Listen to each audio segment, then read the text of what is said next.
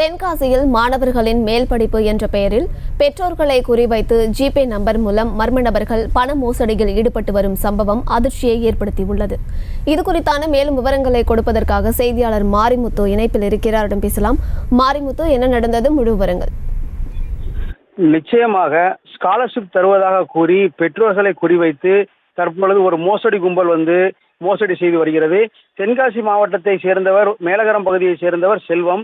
இவரது மகன் +2 படித்து வருகிறார். இந்த நிலையில் இவருக்கு போன் செய்து அந்த மர்ம கும்பல் ஒன்று உங்கள் மகனுக்கு மேற்படிப்பை தொடர்வதற்கான ஸ்காலர்ஷிப் வழங்கப்படுவதாகவும் அந்த ஸ்காலர்ஷிப்பை உங்களது ஜிபே நம்பர் மூலம் அதை தங்களுக்கு அனுப்ப வேண்டும் என கூறியுள்ளது. அதனை அடுத்து அந்த ஜிபேவில் 5000 ரூபாய் வரை இருக்க வேண்டும் எனவும் அந்த கும்பல் தெரிவித்துள்ளது. தன்னிடம் 5000 ரூபாய் கணக்கில் இல்லை என தெரிவித்தவுடன் பரவாயில்லை, பக்கத்தில் இருப்பவர்கள் அல்லது உங்கள் உறவினர் நம்பரை கூறுங்கள், அவரிடம் வங்கி கணக்கில் 5000 இருக்க வேண்டும் என கூறியுள்ளனர்.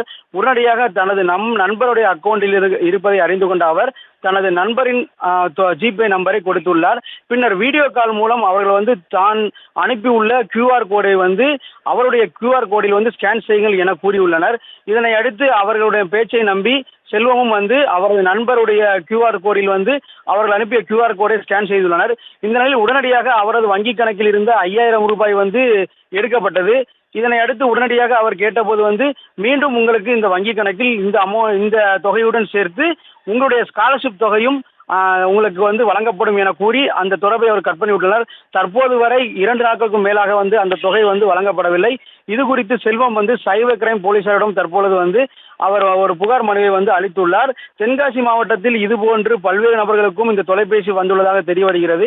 காவல்துறை தரப்பிலிருந்து இதுபோன்ற தொலைபேசி நண்பர்களிலிருந்து வரும் அழைப்புகளை மேற்கொண்டு அவர்களிடம் கேட்கும், அதாவது தகுந்த கேள்விகளுக்கு எந்தவித பதிலும் அளிக்க வேண்டாம் எனவும் ஆதாரப்பூர்வமாக ஜிபே நம்பரோ அல்லது QR கோடு போன்றவற்றை நீங்கள் அனுப்ப வேண்டாம் என காவல்துறை தரப்பில் தெரிவிக்கப்பட்டுள்ளது. அம்ருத்,